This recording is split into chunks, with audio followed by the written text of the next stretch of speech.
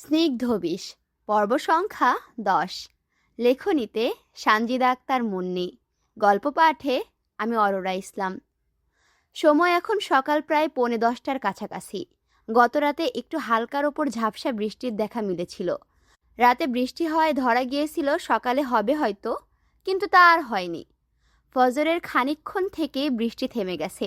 সূর্য উঠেছে তার তেজরশ্মি নিয়ে।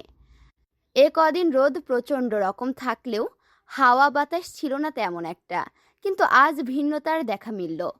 যেমন প্রখর রোদ আছে তেমন হাওয়া বাতাসও আছে, তাই গরমটা একটু কম লাগছে। নাজা রান্নাঘরে সবজি কাটছিল, তখন বিবিজান বলে ওঠেন, তৌসিরকে ডেকে দিতে বেলা শেষ হয়েছে। নাজা বিবিজানের কথা এসেছে রুমে ওকে উঠাতে। আরও 3বার ডেকে গেছে, কিন্তু তৌসির ওঠেনি। ডাকলে উল্টো খবিশের মতো অমৃতবাণী নিক্ষেপ করে মুখ হতে। নাজা ঘরে এসে দেখে তৌসির এবার পেট উল্টে বিছানায় এলোমেলো হয়ে ঘুমিয়ে আসে। লুঙ্গি হাঁটুর কিছুটা নিচে উঠে গেছে, এতে ওর সাদা লোমযুক্ত পাদয় স্পষ্ট নাঝার নজরে। নাজা এক পলক তাকিয়ে দ্বিতীয়বার সাহস করে না থাকতে পা থেকে সরিয়ে দ্রুত তৌসিরের মাথার কাছে এসে দাঁড়িয়ে ওকে ডাক দেয়, এই যে আপনি কি উঠবেন না? তৌসির ঘুমিয়ে থাকলেও ভেতর সজাগ। ঘুম ভাব পাচ্ছে, কিন্তু ঠিকমতো ঘুমের দেশে পাড়ি জমাতে পারছে না। একটু ঘুম লাগলে নাজা এসে শুরু করছে মাসির মতো ভ্যান ভ্যান। তৌসির যে অবস্থায় শুয়েছিল ওভাবে থেকে তন্দ্রাচ্ছন্ন সুরে বলে, এই সিনাল, তোর কিতা হয়েছিল? ঘুমাইতে দেশ না কেন? এমন বৈরিগিরি করতাছস কেন? ভাই রে ভাই, কি বলবো। আমি যে এত গালি দিচ্ছি, এই গালির পিছনের কারণগুলো আমি তোমাদের ভিডিও শেষে গিয়ে বলবো নি, হ্যাঁ? নাজা তৌসিরের কথায় রেগে যাওয়ার কথা, কিন্তু রাগটা ঠিক ভর করে না। আর কী বা করবে রেগে? এমন বাণী ওর শুনতেই হবে। ও এবার কষাঘাতের গলায় বলে তৌসিরকে উদ্দেশ্য করে, বিবিজান বলেছেন আপনি ঘুম থেকে এবার না উঠলে আপনার লুঙ্গি একটানে খুলে নিতে। নাজার মুখের বাণী তৌসিরের কানে পৌঁছাতেই ও অলস্য মাখা কণ্ঠে বলে ওঠে, সি সি, কী সব বেইজ্জতি কথাবার্তা কস বেটি, সুন্দর কইরা ক। নাজা বিষাদ ঘন ঝাঝালো সুরে বলে, আমি বলিনি, আপনার বিবিজান বলেছেন উঠুন এখন। বেলা 10টা বেজে গেল। কিন্তু তৌসির ওর একটা কথাও কানে নেয় না। সে আগের মতো শুয়ে থাকে। এই মায়াটা বড্ড জ্বালায় ওকে, সব কিছুতেই হিংসে করে। একটু ঘুমাতেও দেখতে পারে না। বিয়ে করে বউ না, বিপদ নিয়ে আসলো। এই জন্য হয়তো কিছু মানুষ বলে বিয়ে করাটাই জীবনের সবচেয়ে বড় ভুল। তৌসির অলস অলস কণ্ঠস্বরে ধারণ করে, সাওয়া সাওয়া করিস না তো বেহাদত মহিলা, একটু ঘুমাইতে দে। নাজার এবার রাগ উঠছে, ভীষণ রাগ উঠছে। উঠারই তো কথা, অসভ্য পুরুষ একটা। নাজা এবার তীব্র রাগমাখা কণ্ঠে বলে, দেখুন আমি বিরক্ত, আমি খুবই বিরক্ত আপনার এসব ফালতু কর্মে, তাই তাড়াতাড়ি উঠুন। তৌসির শুনে না, ও কপাল কুঁচকে ঘুমালো সুরে বলে ওঠে, কাওয়ার মতো এমন প্যান প্যান করিস না লো, নয়তো কাশেমপুরের কবরস্থানে রাইখা আসমু গিয়া এখন।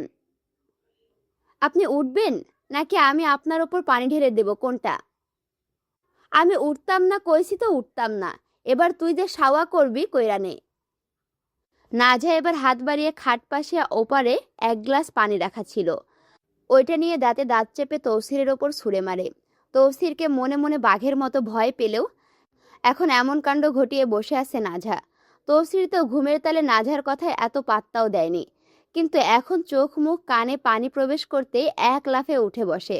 উঠে নিজের গায়ের দিকে তাকায়, টুপটুপিয়ে পানি ঝরছে, বিছানাও কিছুটা ভিজে গেছে।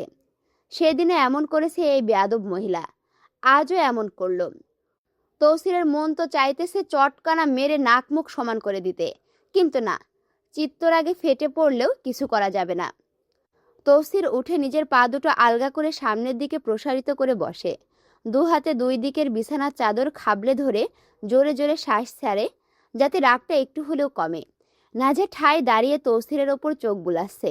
এখন হয়তো ওকে দু একটা থাপ্পড় নিশ্চয় মারবে, এই বিষয়ে নাজা নিশ্চিত, কিন্তু তারপরও সরছে না। কারণ ভয় পেলেই ভয়ে দৌড়ায়, আর না পেলে ভয়কে জয় করা সম্ভব হয়। তাই সাহস নিয়ে দাঁড়িয়ে আছে, যা হবার হবে, পিছু হাঁটা যাবে না। তৌসির মুখ তুলে নাঝার ন্যায় তাকায়। হাত দিয়ে তো কিছু একটা করতে পারবে না, কিন্তু মুখ দিয়ে তো দু একটা অমৃতবাণী শোনাই যায়। তৌসির কঠোর চোখে ওর ন্যায় তাকালেও মুহূর্তেই সেই কঠোরতা একগুচ্ছ নিমেষ ভরা মায়ায় ভর করে। ভর যে করবেই, মায়া লাগতেই যে বাধ্য। এই মেয়েটার মুখখানা যে শুধু মায়ার জন্যই বরাদ্দ। নাঝার সবুজ পান্না নয়না দুটার ন্যায় তাকিয়ে কঠিন কিছু বলা তৌসিরের জন্য বড্ড কষ্টদায়ক। কিছু ভেতর থেকে বের হয় না যে কিছু বলবে। বলার ভাষাটুকুই স্বল্প সময়ের জন্য কোথাও একটা লুকিয়ে যায় বোধহয়, নয়তো কিছু একটা বলতেও পারত। এই সবুজ চিত্রা নয়নার মহের সামনে যে সব বিষাক্ততা চাপা পড়ে যায়। তৌসির এত মোহের আবেশে ডুবলেও বলে ওঠে, মানুষ বিয়া কইরা আনে ঘরে বউ, আর আমি আনছি এক আখেরি গজব গাদ্দানি। নাজা ভুরুকুসকাই ভেবেছিল তৌসির ওকে হয়তো মারবে, কিন্তু না, তৌসির তেমন কিছু করলো না।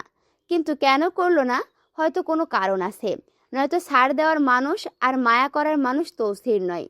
নাজা হাতের গ্লাসটা খাটপাশের ওপর রাখতে রাখতে বলে, বিছানার জাজিম ছাদে মেলে দিয়েন, চা খেয়ে এসে। তৌসির ওর কথায় ওর মুখ পানে তীক্ষ্ণ চোখে চাই।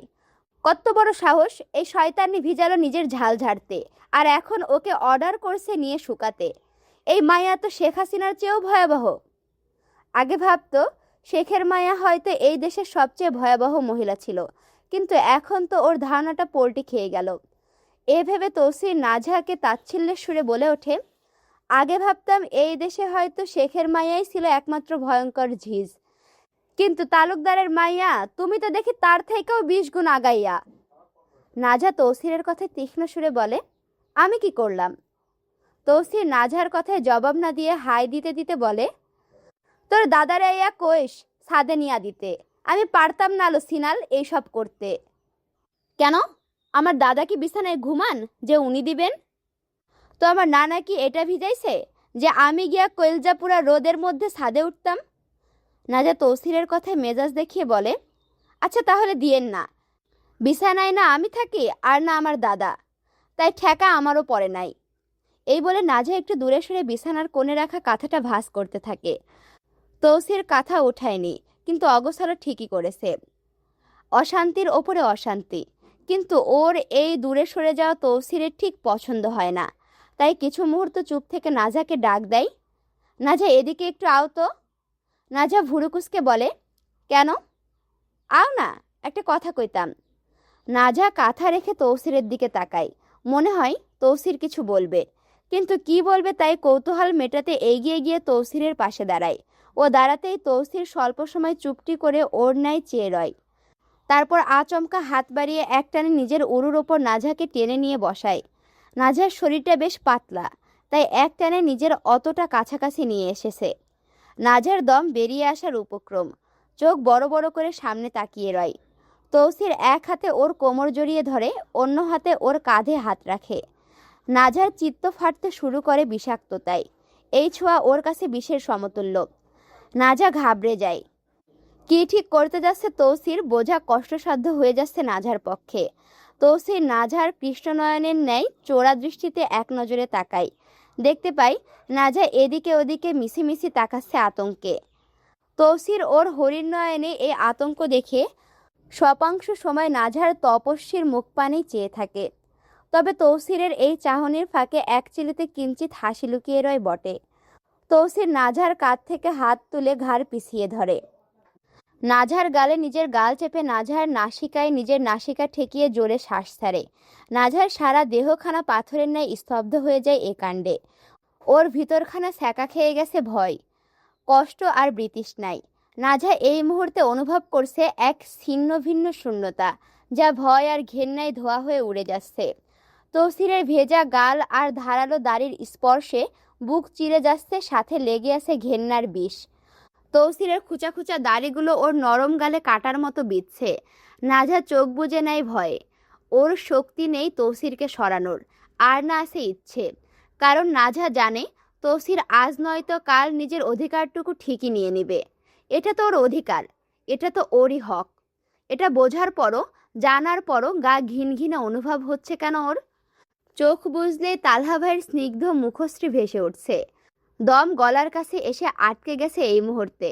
তৌসির ওকে ছাড়ছেই না, উল্টো ওর ঠোঁটের কোণে নিজের ঠোঁট ছুঁয়ে দিচ্ছে মৃদু স্পর্শে। নাজা নিম্ন সুরে বলে, আমায় ছাড়ুন তৌসির, ভালো লাগছে না এসব। তৌসির ওর কথায় চাপা হেসে ফিসফিসিয়ে বলে, আমার ছোঁয়া ভালো লাগে না? নাজা তৌসিরের কথায় চোখ বুজে উত্তর দেয়, ভারী ঘেন্না লাগে। তৌসির নাজার মুখের বাণী শুনে খানিকটা সেতে যায়। নাজার গালে আরো শক্ত করে নিজের গাল চেপে ধরে রুক্ষ সুরে বলে, তাহলে যার ছোঁয়া ভালো লাগে তার গাছে হাঙ্গা বইতে, আমার গেছে বইলি কেন? নাজা তৌসিরের কথায় ওর বুকে ধাক্কা দিয়ে নিজেকে সরিয়ে নিয়ে তৌসিরের চোখে চোখ রেখে বলে, আমার নিজ ইচ্ছেই কিছু হয়নি।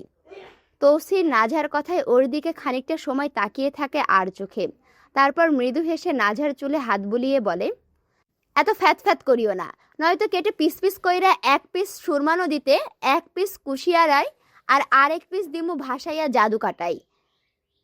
নাজা তৌসিরের কথায় আর একটা বাণীও অপচয় করে না। তৌসিরের কাছ থেকে সরে যাওয়ার জন্য উদ্যত হয়, কিন্তু তৌসির ওকে যেতে দেয় না। ওর কোমর জড়িয়ে শক্ত করে ধরে বসিয়ে বলে, এমন কই মাছের মতো ছটফট করো কেন? কই মাছ খায় নাকি বেশি? নাজা দাঁত চেপে বলে, আমাকে ছাড়ুন, তুমি একটু বসো, কিছু দরকারি কথা কইতাম। আমি শুনতে ইচ্ছুক নই। আমি কইছি শুনবি তার মানে শুনবি, এত এক্সট্রা কথা কস কেন? আমার মুখ আমি বলবো, তাতে আপনার কি? যখন থাপড়ায়া মুখ কান ফাটাইয়া নিমু তখন বুঝবি আমার কি। অতিরিক্ত বলে ফেলছেন কিন্তু। বালগিরি তৈয়া আমি যে সাওয়া কইতাছি এইডা হুন। নাজা চুপ হয়ে যায়। তৌসির এবার বলে, তুমি দেখতেছি সবসময় ফ্যান সাইরা রাখো, শোনো, এভাবে রাখলে ফ্যানের রেগুলেটর চইলা যায়, তাড়াতাড়ি ফ্যান নষ্ট হইয়া যায়। যখন রুমে থাকবা না তখন যেন ফ্যান বন্ধ থাকে, যখন বাথরুমে যাবা তখন বন্ধ কইরা যাইবা, যখন বেলকনিতে যাইবা বন্ধ কইরা যাইবা, একটানে বেশি সময় ফ্যান লাইট জ্বালায়া রাখবা না, বুঝলা? নাজা তৌসিরের কথাগুলো শুনে তবে এক কান দিয়ে ঢুকায়, অন্য কান দিয়ে বের করে উত্তর দিকে উড়িয়ে দেয়। তৌসির নিষেধ করছে না এসব করতে, এখন আরো বেশি করে করবে। যা তৌসির না করবে তা 100 বার করবে। তবে এই মুহূর্তে নাজার আরেকটা কথা মনে পড়ে যায়। সকালে যখন ও রান্নাঘরে গিয়েছিল তখন বিবিজান কথায় কথায় ওকে খুঁচা দিয়ে বলেছিলেন, বুঝলে নাজা, চিংড়িতে যতই লবণ মাখাই না কেন, কাঁচা গন্ধটা কিন্তু মাথায় উঠবেই। এটা উনি ওনাকে খুঁচা মেরে বলেছেন, এটা তৌসিরকে জানানো উচিত। কেন ওকে খুঁচা মারবেন? নাজা মুখ তুলে তৌসিরের শুকনো চোখে তৌসিরের ন্যায় তাকায়, কারণ ও জানে ওর এই চাহনিতে তৌসিরের অন্তর গলে না পড়লেও নরম ঠিকই হয়। নাজা হালকা মাথা কাত করে আলতো সুরে জিজ্ঞেস করে, আচ্ছা একটা কথা বলি, শুনবেন? মুহূর্তের মধ্যে এত নরম বদল দেখে খানিকটা চমকে তাকায় তৌসির। ভুরুকুসকে বলে, শুনবো, বলো। নাজা অনুমতি পেয়ে মনে মনে হালকা খুশি হয়ে স্নিগ্ধ সুরে বলে, সকালবেলা বিবিজান আমায় বললেন, বুঝলে নাজা, চিংড়িতে যতই লবণ মাখাই না কেন, কাঁচা গন্ধটা কিন্তু মাথায় উঠবেই। আচ্ছা, এর মানে কি তৌসির? আমি ঠিক বুঝলাম না, এটা কি খারাপ কিছু নাকি উনি মজা করলেন? তৌসির নাজার কথায় ঠিক কি উত্তর দিবে বুঝে পায় না। ওর বিবিজান নিশ্চয়ই নাজাকে খুঁচা দিয়ে বলেছেন, এখন কি বলবে এর উত্তরে? তাই তৌসির ওকে জিজ্ঞেস করে, তুমি এর উত্তরে কিছু বলেছো? নাজা দুদিকে মাথা নাড়িয়ে উত্তর দেয়, আমি বুঝিনি বিধায় শুধু মেকি হেসে মাথা নাড়িয়েছি। নাজার এই তরল আচরণটা অত্যন্ত মনে ধরে। তৌসির নিজ অনিচ্ছায় মৃদু হেসে নাজার মাথা আলতো করে নিজের বক্ষে জড়িয়ে ধরে। নাজাও আর বিপত্তি করে না। ও নিজের ডান হাত বাড়িয়ে তৌসিরের পিঠে এক এক করে আঙুল দিয়ে ধীরে ধীরে খাবলে ধরতে থাকে। তৌসিরের বুকে মুখ গুজে ঠোঁট টেনে এক শয়তানি হাসি ধরে রাখে। এটা সহজ ভাষায় বলতে গেলে তৌসিরকে কান পরা দিচ্ছে নাজা। সেটা হলে সেটাই হচ্ছে। তৌসির বিয়ে করে এনেছে ওকে, অন্য কেউ নয়। তাই অন্য কারো অধিকারও নেই ওকে খুঁচা মেরে কথা বলার। ওর দায়িত্ব ছিল তৌসিরের কানে পৌঁছে দেওয়া, আর তা সুন্দর মতোই করে নিয়েছে। এবার বাকিটা তৌসিরের হাতে। এটা ভেবে নাজা তৌসিরের পিঠের মাংসের শার্টটা খাবলে ধরে। এই বুকে মাথা গোজার ইচ্ছে ওর নেই, কিন্তু পরিস্থিতি বাধ্য করেছে ওকে এটা করতে। তৌসিরের গায়ের লোম খাড়া হয়ে যেতে শুরু করে। বুক ধরফর করছে নাজার এই স্পর্শে। তৌসির কাপা হাতে নাজার চুলে হাত বুলিয়ে দিতে দিতে বলে, আর কেউ কিছু বললে তুমি আমায় আয়সা বইল, আমি দেখা নিব। আর বিবিজান কি বলছেন আমিও বুঝিনি, তাই জিজ্ঞেস কইরা তোমাকে জানাই মনে। নাজা মৃদু সুরে বলে, আচ্ছা। বলে তৌসিরের থেকে সরে গিয়ে উঠে দাঁড়িয়ে ওড়না ঠিক করতে করতে বলে, আপনি নিচে যান, আমি এটা গুছিয়ে আসছি। তৌসির ওর কথায় মাথা নাড়িয়ে বিছানা থেকে নেমে যায়। ঘুম আর বউয়ের মায়া কাটিয়ে রুম থেকে বেরিয়ে যায় লুঙ্গি ঠিক করতে করতে। তৌসির করিডোরে এসে ঘুমালো চোখে চারিপাশে তাকায় আর একচিলিতে হাসে। তৌসির ঠিকই ধরে নিয়েছে নাঝার চালাকি। যে মেয়ে দুনিয়া ভেজে খাইতে পারে সে নাকি এই সামান্য কথা বুঝবে না, তা কি আবার হয় নাকি? তৌসির ঠোঁট চেপে হাসে, এটা ভেবে যে যাই হোক নাঝা ওকে বলেছে তো আর বউরা তো এমনি অভিযোগ করে, কিন্তু ও বিবিজানকে জিজ্ঞেস করবে না, ও চায় না জিজ্ঞেস করতে। যদি জিজ্ঞেস করে তবে ওর যে বিবিজান নাঝাকে উনি দু চোখে দেখতে পারেন না আর পরে, তাই এটা আপাতত বাদ। নাঝাকে কিছু একটা বলে বুঝিয়ে নিবে। তৌসির দাঁড়িয়ে আছে, তখনই পেছন থেকে ওর বাবা বলে ওঠেন, কিরে ইজ্জত মাল দিছে? তৌসির বাবার গলা শুনে ঘাড় ঘুরিয়ে পেছনে তাকিয়ে বলে, দিছে আব্বা, হালা ইজ্জত বেইজ্জত হইয়া দিছে। ওর বাবা এগিয়ে এসে মুচকি হেসে বলেন, দিলেই হইল। তা সাংসারিক জীবন কেমন যাচ্ছে? তৌসির ওনার কথায় চোখ ছোট ছোট করে তাকিয়ে বলে, আর কি সংসার আব্বা, তোমার মাই তো আমার বউয়ের খালি খুঁচা মাইরা কথা কয়। আমার বউ আবার সব কিছু বুঝে না, পরে এসে আমারে জিজ্ঞেস করে এটার মানে কি ওটার মানে কি। আজ জিজ্ঞেস করতেছে চিংড়িতে যতই লবণ মাখাই না কেন কাঁচা গন্ধটা কিন্তু মাথায় উঠবেই, এটার মানে কি? এটা নাকি ওরে বিবিজান কইছে। ওর বাবা এটা শুনে ভারী শ্বাস ছেড়ে বলেন, কি কইতাম কত এখন? আচ্ছা আমি কলে কৌশলে আম্মারে কমনে এসব না করতে, মাইয়াডা অনেক ছোট। তৌসির মাথা নাড়িয়ে বলে, তোমার ইচ্ছে কইলে কইও, নাইলে আমার বউ আমার মগজ খাইয়া নিব। এই বলে বাপ ছেলের সামনে আগাতে থাকে নিচে যাওয়ার জন্য। সময় এখন দুপুর গড়িয়ে 11টায়। চারিপাশে উত্তপ্ত রোদের দাপট, মনে হচ্ছে আগুনের হাতছানি ছড়িয়ে আছে বাতাসে। ইদানিং গরমের খামখেয়ালি খেয়াল থামতেই জানে না মনে হয় একটানা দগ্ধ করছে ভূমি ও মানুষকে।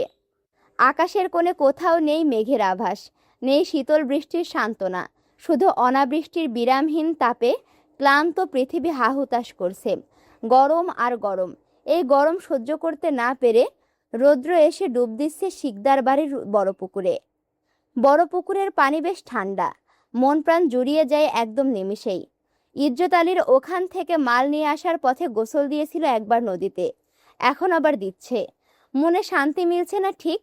হঠাৎ পুকুরের পাড় থেকে কেউ বলে ওঠে, রুদ্র ভাই তোমার লুঙ্গি। রুদ্র কণ্ঠটা শুনে পাড়ের দিকে তাকায়, দেখে সিমরান দাঁড়িয়ে আছে। সিমরান তৌসিরের সেজ চাচা তিহান শিকদারের একমাত্র মেয়ে। মেয়েটা দেখতে বড্ড মায়াবী, গায়ের রং একটু চাপা হলেও মুখের গড়ন বেশ সুন্দর। রুদ্রের মনের কুঠিরে মাঝে মধ্যে এই মায়াবী মুখখানা উকি ঝুঁকি দেয়, তবে রুদ্র এই উকি ঝুঁকিকে ততটা পাত্তা দেয় না। রুদ্র সিমরানকে দেখে বলে, কিরে তুই এন কি করস? আমি তো মিহুল রে কইছি লুঙ্গি দিতে। সিমরান লুঙ্গিটা কাপড় রাখা বাসে রাখতে রাখতে বলে, আমি আইতে চাইছি নাকি, মিহুল পাঠাইলো, ও খেলাই যাইব। রুদ্র ওর কথায় ভুরুকুসকে বলে, একটা যুবতী মাইয়া হয়ে একজন যুবক গোসল করছে, তার মধ্যে তুই কোন বিবেকে আইলি? সিমরান চলে যাচ্ছিল কিন্তু থেমে যায়, ঘাড় ফিরিয়ে রুদ্রর দিকে তাকিয়ে বলে, আপনি নিজেরা যুবক দাবি করেন? হ করি, কেন তোর কোনো সন্দেহ? বুড়ো হয়ে যাচ্ছেন, বয়স 30-এর ওপরে, তাই কথা একটু সাবধানে কন। রুদ্র পানি থেকে উঠে সিঁড়িতে বসতে বসতে বলে, যখন আইসিস তাইলে এই দিকে আয়, আমার পিঠে 2টা ঘষা মার গা ঘষানোর জাল দিয়া। সিমরান দীর্ঘশ্বাস ফেলে সিঁড়ি বেয়ে নেমে জালে সাবান নিয়ে এক হাত রাখে রুদ্রের কাঁধে, অন্য হাত পিঠে ঘষে দেয়। রুদ্র চোখ বুজে নিয়ে বলে, তা সিমরান, বাড়িতে দেখলাম ঘটক আইলো, তোর বিয়ার লাইগা নাকি? সিমরান রুদ্রের কথায় মেকি হেসে উত্তর দেয়, কি যে কন রুদ্র ভাই, আমার মতো কাইল্লা মাইয়ারে আর কে বিয়া করব যে বিয়া লাগবো? রুদ্রের খুব খারাপ লাগে সিমরানের নিজের প্রতি নিজের এমন উপহাস দেখে। রুদ্র কড়া গলায় বলে ওঠে, দূর, এমনে কইস না, তোর গায়ের রং একটু চাপা, কিন্তু তোর মতো সুন্দর গড়নের মায়াবী মাইয়া আছে নাকি এই দুনিয়ায় 2টা? সিমরানের হাত থেমে যায় রুদ্রের কথাটা শুনে। সিমরান মুচকি হেসে বলে, মানুষ তার গড়ন দেখে না রুদ্র ভাই, সেই ঘুইরা ফিরা সাদা রঙই দেখে। রুদ্র আলতো সুরে বলে, না রে বোকা, এমন না। কেউ কেউ চেহারার মায়াটাও খুঁজে দেখে, অনুভব করে, অতঃপর ভালোবাসে। রুদ্রের কথায় সিমরান চুপ করে যায়। রুদ্র ভাইয়ের সাথে কথাই পারা মুশকিলের কাজ। সিমরান কেন, ওর নানা কবর থেকে উঠে এসেও পারবে না ওর সাথে কথাই। কাজে পারদর্শী না হলেও ভালো মতো কথায় এক্কেরে 100তে কোটি। সিমরান কিছু সময় চুপ থেকে এবার আবদার এঁটে বসে, রুদ্র ভাই, আমি আপনার পিঠ ঘষে দিলাম, আপনি এর বদলে আমায় শাপলার ভ্যাট এনে দিবেন বিকেলে। রুদ্র ওর কথাই বলে, বিকেলে পারতাম না, তোর লাইগা গোসল কইরা গিয়ে এখন আবার ভিজতামনি হাঁটু পানিতে নাইমা, কাল আনবনে কতটা। আচ্ছা, এ বলে সিমরান জাল রেখে হাত ধুয়ে নিয়ে বলে, আমি যাই। রুদ্র মাথা নাড়িয়ে বলে, যা। সিমরান চলে যেতে নেয়, তখনই রুদ্র পেছন থেকে ডেকে বলে, এই সিমরান, নয়া ভাবি কেমন রে? মানে ভাবমূর্তি আর কি। সিমরানকে নাজার কথা জিজ্ঞেস করাই ও হতাশার সুরে বলে, কেমন জানি রুদ্র ভাই, খুব কম কথা বলেন, কাজ ছাড়া একটা শব্দও ব্যয় করে না, একদম চুপচাপ। রুদ্র ভেলকি মেরে বলে, ব্যয় করব কেন, তৌসিরের বউ বইলা কথা। সিমরান আলতো হেসে ওঠে রুদ্রের কথায়, তারপর বলে, হয়েছে, আপনি এবার তাড়াতাড়ি উঠে আসেন, বড় ভাইজান অপেক্ষা করতেছে, ভাত খাইব বইলা। এ বলে সিমরান চলে যায়। সিমরানের যাওয়ার পানে স্বপ্নাবিষ্ট চোখ তাকিয়ে রুদ্র শুধু একটা আকাশচুম্বী হাসি দেয়। রাত 10টার কাছাকাছি। খাওয়া দাওয়া শেষ হয়েছে এই খানিকক্ষণ আগে শিকদার বাড়িতে। নাজা এখন নিজের রুমের বারান্দায় দাঁড়িয়ে আছে, ফুরফুরে হাওয়া বইছে চারিদিকে, বেশ ভালোই লাগছে। বারান্দা ওর প্রিয় জায়গা, হোক তা যে কোনো স্থানে। বারান্দায় দাঁড়িয়ে আকাশ পানে চেয়ে নিজের ভেতরে থাকা যত না বলা কথা, যত অভিযোগ, যত কষ্ট সব বলছে রবকে। বারবার আকাশের দিকে তাকিয়ে নিজের মনে না বলা, নিজেকে না বলা কথাগুলো চোখের অসহায় দৃষ্টিতে রবকে বলার যে শান্তি, তা মহা অমৃতের ঊর্ধ্বে। ও সূরা বাকারায় পড়েছিল, নিশ্চয়ই আমি তোমার আকাশের দিকে মুখ ফিরিয়ে দেখাকে লক্ষ্য করি। নাজা যেদিন থেকে পড়েছিল সেদিন থেকে হতাশ হলে, কষ্টে বিধ্বস্ত হলে আকাশ পানে চেয়েই নিজের ভেতরকার অশান্তি দূর করে। তৌসিরের করা অমানবিক বিষয়গুলো নাজাকে নিদারুণ যন্ত্রণায় পোড়ায়, ভাবতে ভাবতে হতাশায় মরায়। চিত্ত ফেটে যায় শূন্যতার আগুনে, যে কি করে আস্ত একটা জীবন পার করবে এই অমানুষের সাথে, যার কিনা কোনো দায়িত্ব জ্ঞান নেই, যার প্রধান কাজ পয়সা বাঁচানো, যে নিকৃষ্ট তার অতল গহ্বরে লুকিয়ে থাকা শয়তানি আত্মা। নাজার বুক চিরে দীর্ঘশ্বাস বেরিয়ে আসে। না, এভাবে থাকা যায় না, এই মানুষের সাথে আর যাই হোক সংসার হয় না, এটা তো অন্যায়। নাজার সাথে তো খুব অন্যায় হচ্ছে। কিভাবে ও এমন মানুষের সাথে গোটা জীবন থাকবে? আচ্ছা, নাজা কি এখান থেকে পালিয়ে যাওয়া উচিত? কোথায় যাবে? বাড়িতে? না, ওই বাড়িতে নাজা আর কখনোই যাবে না। যে বাড়ির লোকজন ওকে পণ্যরূপে বিলিয়েছে, একজন অমানুষের হাতে তুলে দিয়েছে, তাদের কাছে আর যাওয়া যায় না। তাহলে কি ইংল্যান্ড যাবে? ও চাইলে পারবে যেতে। মাকে যদি একবার বলে, তুমি আমায় এখান থেকে নিয়ে যাও, তবে মাসখানেকের ভেতর ব্যবস্থা হয়ে যাবে। কারণ ওর মা সেইখানকার একজন বড় বিজনেস ওম্যান, তার কাছে এগুলো পানি ভাত। কিন্তু নাজা বলতে পারবে না। মাকে যে ঘৃণা করে, বড্ড ঘৃণা করে ও। ছোটবেলায় যখন ওকে ছেড়ে ভাইকে নিয়ে গিয়েছিলেন, সে থেকে আর কোনো সাক্ষাৎ, কোনো কথা তাদের মধ্যে হয়নি। মাকে শেষ কথাটা বলেছিল ছোট্ট নাজা, তুমি যেও না আম্মু, তুমি চলে গেলে আমার কি হবে। সেই দিন নাজার এই কথায় কোনো রাগ ছিল না, ছিল আক্ষেপ আর আকুতি। কিন্তু ওর এই অসহায় আকুতি ওর মা শোনেননি।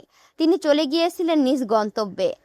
তারপর হতে আর মা বলতে কেউ আছে পৃথিবীতে, নাজা ভুলতে চেষ্টা করেছে। তবে ভুলার চেষ্টা করলেই কি আর ভোলা যায়? মাঝে মধ্যে সেই ঠিকই মনে পড়ে যায়, মা তো নারীর টান বলে কথা। যখন মনে পড়ে তখন ভেতরটা তোলপাড় শুরু হয়ে যায়। মনে হয় কেউ অন্তরটা টেনে হিঁচড়ে বের করে নিয়ে যাচ্ছে। এ খণ্ডখানিক ভাবনা মস্তিষ্কে আটতেই নাজা চোখের কোণে বিন্দু পরিমাণ জল জমে, কিন্তু তা গড়ায় না। কান্নায় নাজা অভ্যস্ত নয়। নাজা মানে জীবন, মানে বাস্তবতা। আর বাস্তবতা কখনো সুখের হয় না, তা সবসময় কিছুটা দুঃখ, কিছুটা আনন্দ আর তিক্ততাই নিয়ে আয়োজিত। এই পৃথিবী সুখের জন্য বরাদ্দ না, এটা কেবল একটা যুদ্ধক্ষেত্র ছাড়া আর কিছুই না। এই দুনিয়া সেই জায়গা যেখানে আদম আলাইহিস সাল্লামকে শাস্তির জন্য পাঠানো হয়েছিল। তাহলে এই জায়গায় আমরা কিভাবে সুখ চেয়ে বসি? সুখ বলতে কিছু নেই, নিজের মনকে বোঝাতে পারলেই ফিতনাহীনে বাঁচা যায়। ব্যাস এতটুকুই। এমন সময় হঠাৎ পেছন থেকে একটা আওয়াজ নাঝার কানে ভেসে ওঠে। কি তালো তালুকদারের মাইয়া, জিনটিন ঘাড়ে তোলার শখ হয়েছে নাকি তোমার? তৌসিরের কথাখানি শুনে গায়ে ফুসকা পড়ার মতো একটা অনুভূতি হয় নাঝার, কিন্তু কোনো উত্তর দেয় না। চুপচাপ বারান্দার রেলিং ধরে দাঁড়িয়ে থাকে। এই লোকের সাথে যতটুকু কম কথা বলা যায় ততটুকুই কল্যাণজনক নিজের জন্য। তৌসির নাঝাকে চুপ থাকতে দেখে ভুরু কুঁচকায়। মায়াডার কি হইল? সারাদিন তো ফ্যাত ফ্যাত করে, কিন্তু আজ কথার উত্তর দিল না যে। সভ্য জিনটিন ভর করলো নাকি আবার? তৌসিরের মোটেই পছন্দ হলো না এমন নীরবতা। এই নীরবতা বিরক্তিকর তৌসিরের জন্য। সত্য অর্থে তৌসিরের নাঝার সাথে কথা বলতে ভালোই লাগে। কথায় কথায় ওকে রাগিয়ে দেওয়া, ওর রাগ দেখা, এগুলো অভ্যাসে পরিণত হচ্ছে ইদানিং। তৌসির মেকি হেসে নাঝার পাশে গিয়ে দাঁড়ায়। কিছুটা দূরত্ব নিয়েই দাঁড়ায়, কাছে দাঁড়ালো না। পরে না বেইজ্জতি কইরা দেয়, তাই বেইজ্জতি হওয়ার চেয়ে ইজ্জত নিয়ে বাঁচাটাই উত্তম। তৌসির কিছু সময় চুপটি করে দাঁড়িয়ে রয়, একেবারে সাধু বাচ্চার মতো। কিন্তু সাধু তমকা তো আর তৌসিরের সাথে যায় না, তাই মাথাটা কাত করে নাঝার ন্যায় তাকায়। নাঝার ভাবমূর্তি বোঝার চেষ্টা করে ভালো নাকি খারাপ নাকি মধ্যম, কিন্তু না, তৌসির বুঝতে পারে না ওর ভাবমূর্তিটা। কোনো হালারপুতের মুখ থেকে এক খণ্ড গান শুনেছিল, মেয়েদের মন বোঝা নয় রে সোজা। যখন শুনেছিল তখন বোঝেনি এই গানের মর্ম, তবে আজ বুঝলো বটে এই গানের মর্মখানি। মায়া মানুষের মন আর মুড বোঝা বেশ কঠিন একখানা কর্ম। অল্প সময় চেয়ে থেকে সোজা হয়ে দাঁড়াই, তারপর আকাশপানে দৃষ্টি নিবদ্ধ রেখে বলে, তুমি বড়ই স্বার্থপর তালুকদারের মাইয়া। দুঃখ দরদ নাই বিন্দু পরিমাণও তোমার ভেতরে। নাঝা নিজের বিরুদ্ধে এমন অসহ্য বাণী শুনে থমকায় সামান্য। তৌসিরের তো মানব নাকি, ওকে দুঃখ দরদ শেখাচ্ছে? না, এবার আর মানা যায় না। কিছু না বললে নিজেকে অপমান করা হবে। যে আস্ত মানুষ কুপিয়ে হাত লাল করে সে দুঃখ দরদ শেখাচ্ছে। নাঝা হালকা ঘাড় ঘুরিয়ে তৌসিরের দিকে দুর্ভেদ্য চোখে চেয়ে বলে, আপনার সাথে আমি কি করেছি যে এমন কারণহীন কথা ফরমাচ্ছেন? তৌসির আকাশ থেকে দৃষ্টি সরিয়ে এক নজর প্রণয়াভিত নয়নে তাকায় নাঝার শোধাময় মুখ পানে। এক নজর তাকিয়ে ঠিক চোখের পলক সরাতে পারে না বিধায় ওর পানে চেয়ে থেকে মৃদু সুরে ধারণ করে, এই যে আজ সকালে আমি ক্লান্তিতে মাছের মতো হুতায়া বিছানায় ছটফট করলাম, সামনে থাইকাও তো একবার জিগাইলা না কি হয়েছে আপনার? নাঝা তৌসিরের কথাই যত কিঞ্চিত হাসে, যদিও উক্ত কথাটি হাসির নয়, তবে নাঝার কাছে তা তাচ্ছিল্যকর একটা কথা যার কোনো ভিত্তি নেই। ও খেয়ে আর কোনো কাজ পাচ্ছে না যে ওকে এইসব জিজ্ঞেস করবে। নাঝা সবসময় ঠাস ঠাস করে উত্তর দিতে অভ্যস্ত, তাই অভ্যাস মতো আকাশের ন্যায় তাকিয়ে ও চটজলদি উত্তর দেয়, আপনি ছটফট কেন? যদি মরেও যান আমি নিজে ইচ্ছে আপনার লাশেও চোখ বুলাবো না। জিজ্ঞেস করা তো দূরের কথা। নাঝার কথাটা শুনে প্রথমে খারাপ লাগে না, কিন্তু যখন দ্বিতীয়বার ওর কথাটা ভালোভাবে বুঝে তখন কেমন লাগে তৌসিরের পান কেন্দ্রে। নাঝা ওকে পছন্দ করে না, তৌসিরও ওকে পছন্দ করে না, কিন্তু তাই বলে এভাবে এত কঠিন কথা বলা যায় নাকি? হয়তো যাই, তাই তো নাঝা ঠাস করে এই বাণী বুনে নিল। তৌসির ওর কথায় ম্লান হেসে বলে, লাশ দেখবা কি? দেখা গেল লাশই পাইলা না। নাঝা ওর কথায় শক্ত গলায় বলে, না পাওয়াই ভালো, পেলে দেখা গেল আপনাদের মতো মানুষের জন্য দোয়া দরুদ সিন্নি কত কি করতে হয়। এগুলোর যোগ্য তো আপনারা না, তাই লাশ না পেলে আরো ভালো। তৌসির দীর্ঘশ্বাস আড়াল করে বলে ওঠে, একটা হাসা কথা কই তালুকদারের মাইয়া, হুনবা? বলুন। তোমারেও আমার একটুও পছন্দ না, তোমারে দেখলেই বিষ বিষ লাগে, মন চাই ধরে তোমারে ইচ্ছা মতো কয়েক কূপ দেই। তৌসিরের কথায় নাঝা থমকায় না, কারণ ও জানে এটা ভালো করেই। ঠোঁটে তাচ্ছিল্যের হাসি ঝুলিয়ে তাচ্ছিল্যপূর্ণ চোখে তৌসিরের ন্যায় খানিকক্ষণ তাকিয়ে রয়, তারপর বলে, তাহলে কুপান, আমি তো আপনার কেনা পণ্য, যা ইচ্ছে করতে পারবেন, অভিযোগ করব না। নাঝার এই অসহায় কথাটা ঠিক যেন মানতে পারল না তৌসির, কেমন জানি লাগে, তাই দীর্ঘশ্বাস ফেলে বলে, আজ এত নরম ফ্যাত ফ্যাত করছো না কেন? লাঙের কথা মনে টনে পড়লো নাকি? লাং শব্দটা শুনে নাঝার মগজ ফাটতে শুরু করে। এইসব বাজে ইঙ্গিতের কথাবার্তা নাঝার শুনলে গায়ে ফুসকুড়ি পড়ে। বিষাক্ত চোখে তৌসিরের দিকে তাকায়। ওর নাসিকার ডগায় মুহূর্তেই একগুচ্ছ রাগ জমে। ফ্যাত করে বলে ওঠে, নিজের আকৃষ্ট ভরা ভাবনা আর জবান সামলে রাখুন।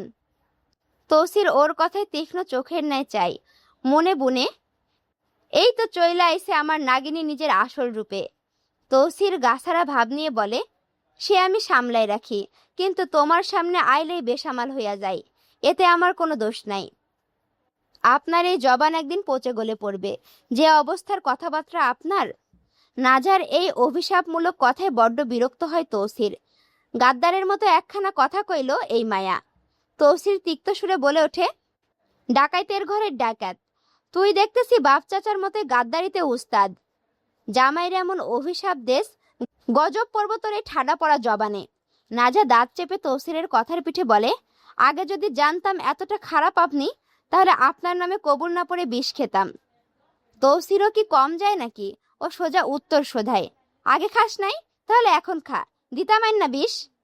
নাজা আর এক মুহূর্ত দাঁড়ায় না, বারান্দা থেকে চলে আসে। এখানে আর এক মুহূর্ত দাঁড়িয়ে থাকা সম্ভব নয় ওর পক্ষে।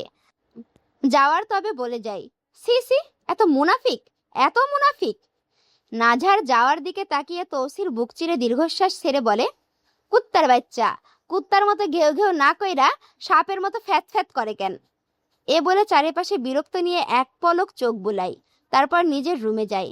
এইখান থেকে আবার কি করব? তৌসির ঘুমিয়ে আছে নিচে পাটিতে, ওর বাহুতে এলোমেলো চুলে শুয়ে আছে নাঝা। হাজারবার বললেও নাঝা বিছানায় যাবে না। ওর কথা, প্রথম দিন যখন নিচে ঘুমানোর কথা বলেছেন, তাহলে নিচেই ঘুমাবো। তৌসির কি আর করবে? ও কি কখনো পারবে নাঝার ঘাড়তেরামির সাথে? না, তা কখনোই পারা সম্ভব নয়। তৌসিরের নানা কবর থেকে উঠে এসেও তর্কে পারবে না, আর তৌসিরের পক্ষে পারা তো অনেক দূরের বিষয়। তাই নিজেও নিচে চলে এসেছে। নাজাকে নিজের বক্ষে টেনে নিয়ে বেদম ঘুমে তলিয়েছে।